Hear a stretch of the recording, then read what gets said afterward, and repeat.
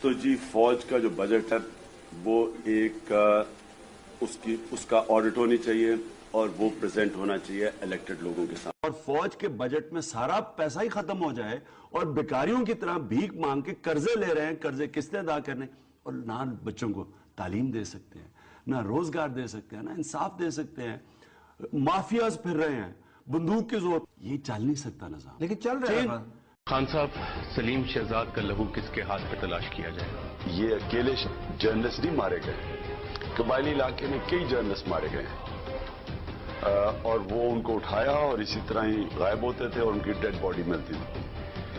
اور وہ necessarily militant سے نہیں مارے, وہ مجھے شک کیا کہ ہماری ایجنسیز نے. میں آپ کو یہ فرسٹ ہینڈ بتا رہا ہوں کہ ISI جنرل نے مجھے کہا کہ عمران الیکشن سے پہلے 2002 کہ جناب آپ جنرل مشرف کی پارٹی آپ بھی اس کا حصہ بن جائیں. تو میں نے ان سے جب نام انہوں نے مجھے بتائے, میں نے کہا پاکستان کے نامور چور اور ڈاکو آپ نے اس پارٹی میں ڈال. اسٹیبلشمنٹ خود ان لوگوں کو اوپر لے کے آتی ہے, ان کو پروٹیکٹ کرتی ہے, اور یہ غلط ہے اپنی بہتری کے لیے, اس لیے نہیں کہ لوگ اچھے لوگ بھی تو ہیں آپ کے ساتھ بیٹھے ہیں. یہ تو مشاہد کو تو میں نہیں کہہ رہا, لیکن میں آپ کو یہ بتاؤں کہ اسٹیبلشمنٹ کو سپورٹ کرے ہوں گے نا غالباً. ہم سپورٹ کر اس کی بہت بڑی وجہ پاکستان کی فوج ہے. بار بار جب جنرل پاور میں آتے ہیں تو وہ بھی ایک ووٹر کو اس لیے مایوس کر دیتے ہیں کہ جنرل پھر نیچرل لیڈرشپ نہیں آنے دیتے, وہ پھر اپنے خود بینیفٹ دیتی ہے ملٹری. اب تو سارے ادارے دیکھیں تقریباً ریٹائر اور ان سروس جو ہے وہ بیٹھے ہیں. اس سے بھی نقصان ہے فوج کو. یہ فوج کا کوئی خیر خواہ یہ نہیں, فوج کا خیر خواہ ہی تنقید کرے گا اس کو. میرے پاس کئی ریٹائرڈ جنرل ہیں جو بڑی تنقید کرتے ہیں. ہماری پارٹی میں ایسے جنرل جو فوجی ہیں جو کہتے ہیں یہ بڑا ظلم ہو رہا ہے پاکستانی فوج کے ساتھ. لیکن اب پبلک میں بھی ریپوٹیشن خراب ہو رہی ہے, کرپشن کے ایلیگیشنز لگ رہے ہیں. فوج جب کھل کے سویلین لائف میں آ جائے گی, اب محمود الرحمان رپورٹ پڑھ لیں, اس میں لکھا ہوا ہے, تب لکھا ہوا تھا کہ فوج جب سویلین لائف میں آئی ہے کرپشن آ گئی ہے, لینڈ گریبنگ کے ایکوزیشنز ہیں ان کے اوپر. یہ جو لینڈ گریبنگ کے اوپر ان کا نام آ رہا ہے, بدنامی ہو رہی ہے فوج کی. یہ پاکستانی فوج کے لیے اچھا نہیں ہے. لیکن اگر کوئی فوج کا خیر خواہ ہے تو اس کو یہ کہنا چاہیے کہ یہ غلط کر. Exactly. There would not be any militant groups operating within Pakistan. Can I ask you something? How can I be more specific than that? Would you name Jamaat al-Dawa, Falah, Insaniyat and Hafiz Saeed and say that you put a check to these three people? Will you name them? Look, I'm living in Pakistan. Pakistan at the moment is the most polarized country in the world. A governor gets shot, his assassin becomes.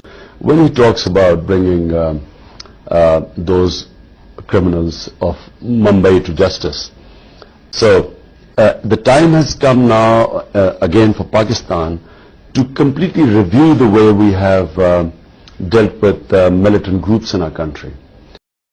Establishment کا مطلب فوج, اور وہی فوجی general کے support کے اندر 48 لوگوں کو مارتا, 200 لوگوں کو گولیاں لگتی. اس لیے اس کے اوپر کوئی دہشت گردی کا کیس نہیں ہوگا, کوئی قتلوں کا کیس نہیں ہوں گے.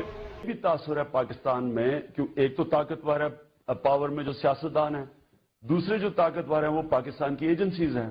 اب ISI ہے, لیکن اب مسنگ پرسنز کے کیس نہیں سنے گئے یا اب بڑی لیٹ سنے گئے. سوات کے اندر ہماری پارٹی کے ورکر کو کے باپ کو اور بھائی کو اٹھا کے لے گئے, اگلے دن ان دونوں کی لاشیں مل گئی. بنگلہ دیش سے ہمیں سبق سیکھنے چاہیے تھے اس پاکستان کے جانے سے, وہ تو سبق نہیں سیکھے. حمود الرحمان رپورٹ جو چھپنی چاہیے تھی اور اس کے پر احتساب ہونا چاہیے تھا لوگوں کا, وہ تو 25 سال کے بعد ہندوستان میں چھپی. آج اگر ایسٹ پاکستان رہتا ہمارے ساتھ, میں آپ کو لکھ کے دیتا ہوں کہ کم از کم 4 ملٹری آپریشن کر دینے تھے ان کے اوپر. بلوچستان میں 3 کر دیے ہیں, فاٹا میں کر دیے ہیں, سندھ میں کر دیا ایک دفعہ پہلے 80s میں.